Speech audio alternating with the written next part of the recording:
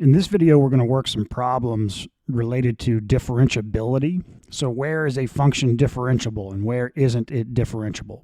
All right, let's get started. The graph of f is given. State with reasons the numbers at which f is not differentiable. So one of the main points we know about differentiability is that if a function is differentiable at a point, then it also must be continuous. So a function cannot be differentiable at a discontinuity. However, you can potentially not be differentiable and still be continuous. So that's what we see here. The function is continuous through x is equal to negative 4. It's continuous. But is it differentiable here? No, because you can't specify one specific slope of this function at this point. Coming from the left, you have one slope. Coming from the right, you have another slope. So at x is equal to minus 4, it's not differentiable, okay? And also at x is equal to 0 because that's a discontinuity. And this can be a little confusing because you might say, well, it looks like it's the slope is 0 coming in here. It's 0. If you looked at the derivative just coming from the left, maybe it's 0. And then the derivative coming from the right, maybe it's also 0. So it's kind of like the limit. If the derivative coming from the left and from the right is the same, then that's the derivative. But it doesn't work that way with derivatives. It has to be continuous. So even if you had a function that was like this, well, coming from the left and the right, you have the same slope. Like it's pretty much a continuous function just with a hole, or like this. Right? The slope is the same, but it's not continuous, so it's not differentiable. So that's the only 2 points that this is not differentiable. Okay, yeah, like here's a good example. Well, coming from the left and coming from the right, you have the exact same slope as you approach x is equal to minus 1. But it doesn't matter. This is a discontinuity, so x is equal to minus 1 is not differentiable. It has to be continuous. Okay, here it's continuous, but coming from the left, you have one slope. Coming from the right, you have another slope. So x is equal to 2. Okay, we have a discontinuity at x is equal to 1. So it's not differentiable there. And then everywhere else, it's continuous and there's no kinks or anything. So just x is equal to 1. Well, I'm just looking at the solution to this, and apparently x is equal to 5 is also 1. But to me, they need to do a better job of showing that this is actually vertical. This looks like it's just a very high slope. But they're saying that this goes vertical. So if you have a vertical tangent, then that means the limit as x approaches 5 of the derivative function is infinity. Infinity is not a number. It's not a specific number. So that means it's not differentiable. Okay, so we've got a discontinuity at x is equal to 1. All right, now you've got these kinks here at minus 2 and 3. So x is equal to minus 2 and x is equal to 3. Because coming from the left and the right, you have different slopes. So there's 3 points that are not differentiable. All right, where is the greatest integer function not differentiable? Find a formula for f prime and sketch its graph. Let's start by sketching the graph. So the greatest integer function, it says that you give an input and then it outputs the integer that is less than or equal to the input. So if you input something between 0 and 1, but not equal to 1, it will give you, so close circle at 0, and then open circle at 1. Now, if you're greater than or equal to 1, but less than 2, it will give you close circle at 1. You see? If it's equal to 2, it's not going to give you 1, it's going to give you 2. And then anything that's greater than or equal to 2, it's going to give you 2. It's going to keep giving you 2 until you get to x is equal to 3, then it's going to jump up.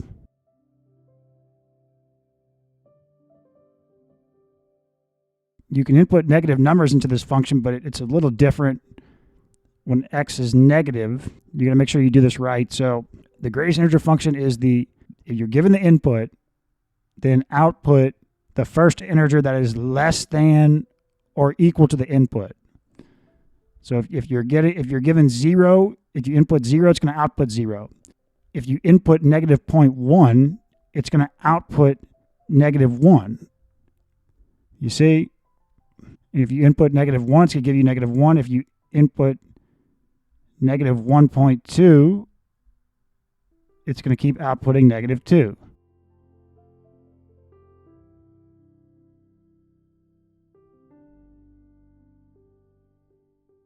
So that's the greatest integer function. It's not differentiable where? Well, there's no kinks anywhere. There's only discontinuities. So it's not differentiable at all the discontinuities. Where are the discontinuities? At the integers.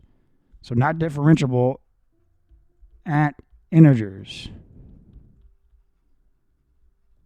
Okay, now the slope is always 0.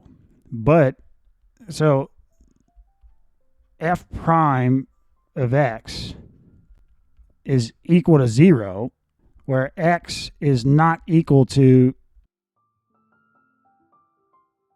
an integer. That's the function. So how do we sketch this graph? Well, it's just 0, but you've got holes at the integers.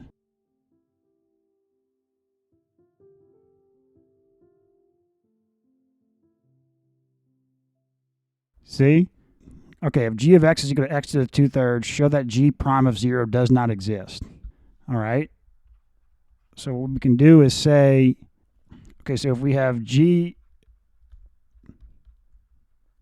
of a plus h, but a is equal to 0, that's the point, right? We're evaluating the derivative at the point 0. X is equal to 0. So g of a plus h is h to the 2/3. Okay, so now g of just a, well, 0 to the 2/3 is 0. So we can say that g prime of 0 is equal to what? The limit as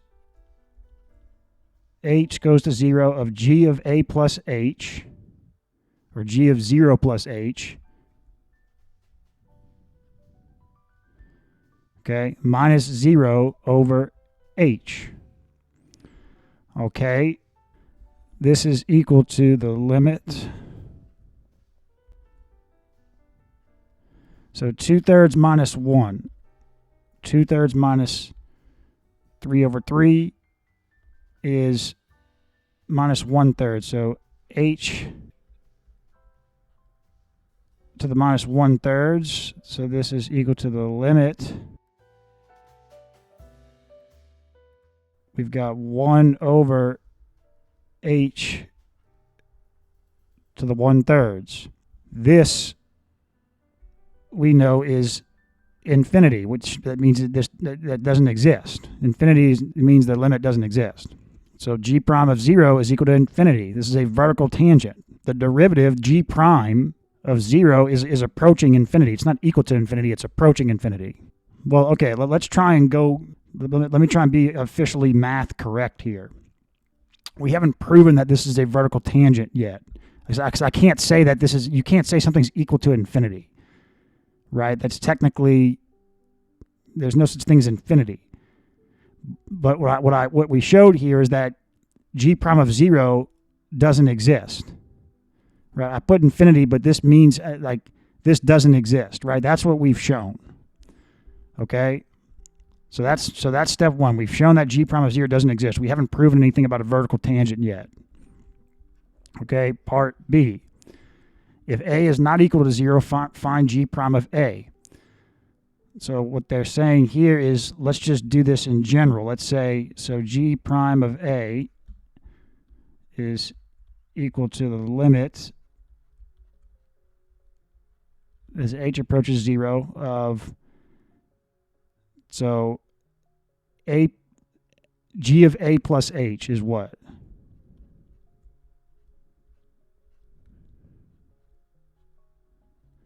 okay, minus g of a, okay, all over h. Okay, so this is hard to evaluate. I don't know how we do a plus h to the 2/3, but what we can do is use another form of the definition of the derivative. Okay, so we know that we can say g prime of a is equal to what? The limit as x approaches a. Okay, now how do we write this? We say we've got our g of x, which is x to the 2/3, minus what? G of a. So a to the 2/3, and then over what? It's x minus a, because x is approaching a. Okay, so now we've got the difference of two squares here, because this is x to the 1/3 squared minus a to the 1/3 squared. So how do we write that? We say x plus a, x minus a. So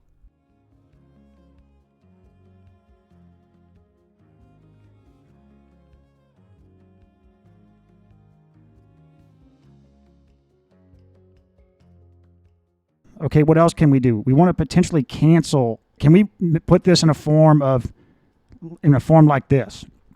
Well, what is this? This is x.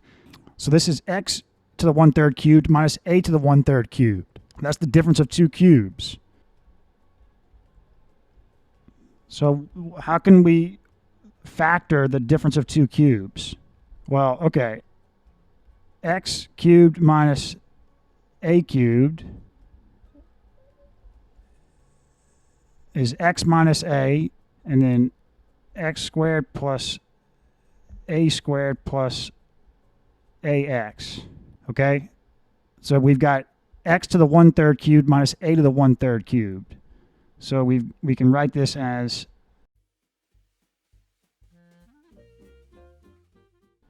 and then x to the 2/3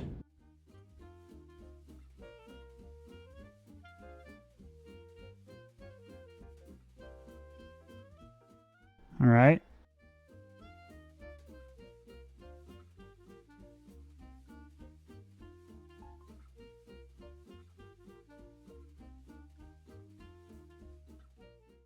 Okay, so now we can cancel this. And what are we left with?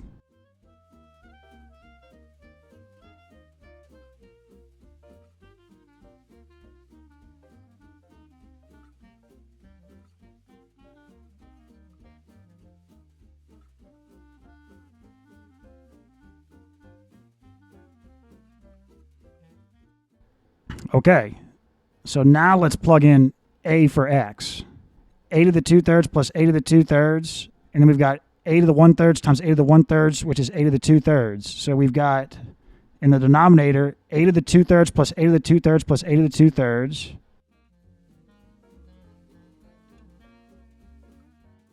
Okay, and then in the numerator you have a to the 1/3 plus a to the 1/3, so 2a to the 1/3.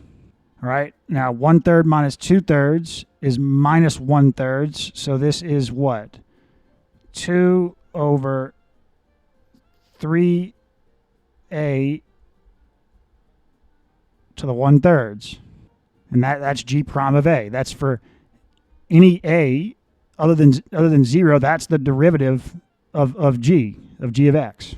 Okay, so part C, show that y is equal to x to the 2/3 has a vertical tangent line at 0, 0.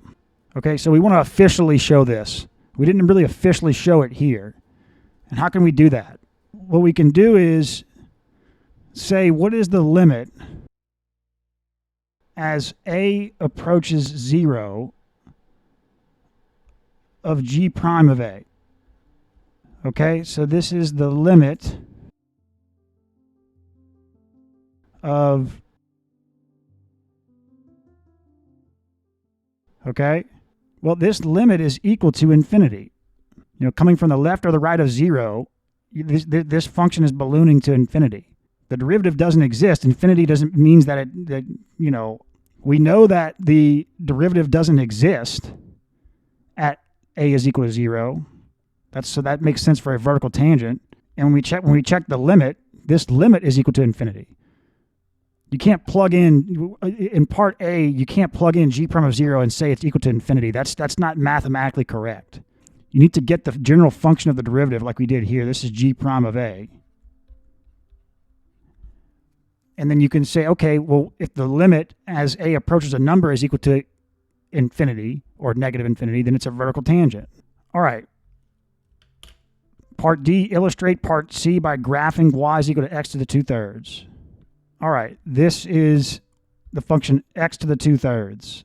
And you can see it's continuous here. The function exists at x is equal to 0, which makes sense, but it's a vertical tangent. All right, sketch the graph of the function f of x is equal to x times the absolute value of x. All right, so we've got, okay, so 1, 2, 3, 4, 5. So this is, okay. So when x is equal to 1, this is 1. When x is equal to 2, you can get 2 times 2 is 4. It's just x squared. If x is greater than or equal to 0, then the graph is just x squared. Right? Okay, now if x is less than 0, so if x is, how do we simplify an absolute value? So if x is, this is our f of x. If x is greater than or equal to 0, then we just remove the absolute value and we get x times x. If x is less than 0, how do we simplify this? We remove the absolute value symbol but put a minus sign. This is minus x squared. You see? You see why that is? So that means that when x is minus 1, it's minus 1.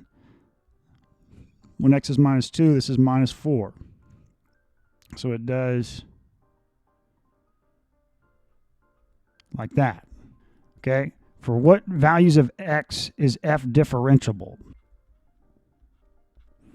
Well, this is nice and continuous and smooth everywhere except for potentially at 0. So we know that 0 is going to be our only potential spot where it's not differentiable. How can we determine if the function is differentiable at x is equal to 0? What you can do is find the slope of the curve as x approaches 0 from the left and the right. And if they're the same, and if the function is also continuous, then it's differentiable. So it's a little bit different from limits. Like the limit, if the limit is the same approaching from the left and the right, then the limit, that's the value of the limit at the point if they're the same in general. Even if it's not continuous there, but for a function to be differentiable, it has to be continuous. It's a little confusing. A function can be continuous and still not be differentiable at a point. That's like an absolute value. It's continuous here, but at this kink, but it's not differentiable. However, if the function is differentiable at a point, then it must be continuous. So what do? We're going to find let's find f prime of x when x is greater than or equal to 0. So x is greater than or equal to 0. F prime of x is, okay, let's do this. Okay, so we've got f of x plus h minus f of x. All right, so we've got, so x plus h squared is x squared plus 2x h plus h squared. Okay, so these cancel. We're left with, okay, we've got 2xh. All right. Okay, we can factor out an h.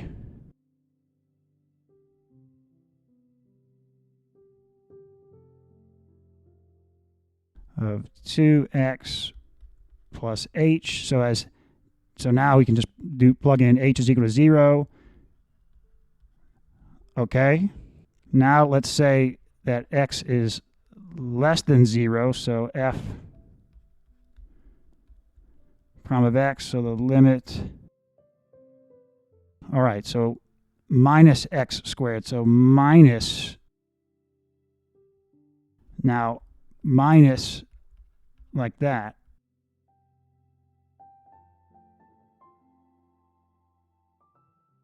Okay, so we've got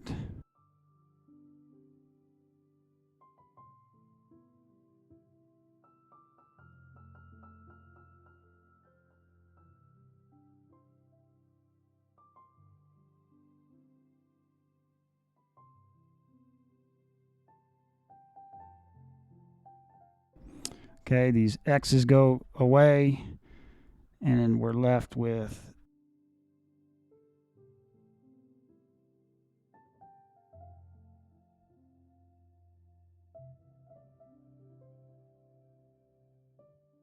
so now we can factor out an h.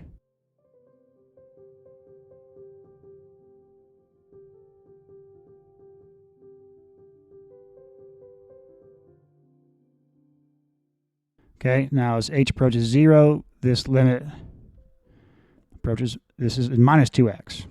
Okay, so this is f prime of x when x is greater than or equal to 0. This is f prime of x when x is less than 0. We know we're continuous. We know we're continuous at x is equal to 0 for our function. So let's do this.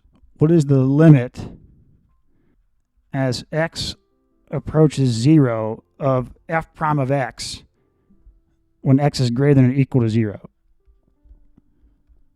It's 0. Okay, what is the limit as x approaches 0 of the derivative when x is less than 0? This is also 0. Okay, so x is differentiable for all real numbers. And in fact, so this is not drawn right. This is going to be like a horizontal. And I'll show the real graph. This is going to go horizontal at x is equal to 0. That's what I'm expecting to see when I do the actual graph. So part B, what values of x is f differentiable? All real numbers. Okay, but what's a formula for f prime? So the function is continuous at x is equal to 0, and the limit as x approaches 0 from both the left and the right are equal to the same value. So the function is differentiable at x is equal to 0. So part C, how do we find a formula for f prime? So the f of x, our f of x, if we write it more officially, is x squared if x is greater than or equal to 0, and it's minus x squared if x is less than 0. Okay, now if we write f prime of x more officially, we know that it's 2x when x is greater than or equal to 0, and then minus 2x when x is less than 0. So this could be our answer. F prime of x is this. But remember, they wrote this f of x, like you could write f of x like this, or you can write it like this, right? This is f of x. So if we've got f of x is equal to x, well then we should be able to write f prime of x in a similar way. Well, okay, when x is greater than or equal to 0, we can say 2 absolute value of x. Now when x is less than or equal to 0, or less than 0, what happens? This becomes positive, right? So we can just say,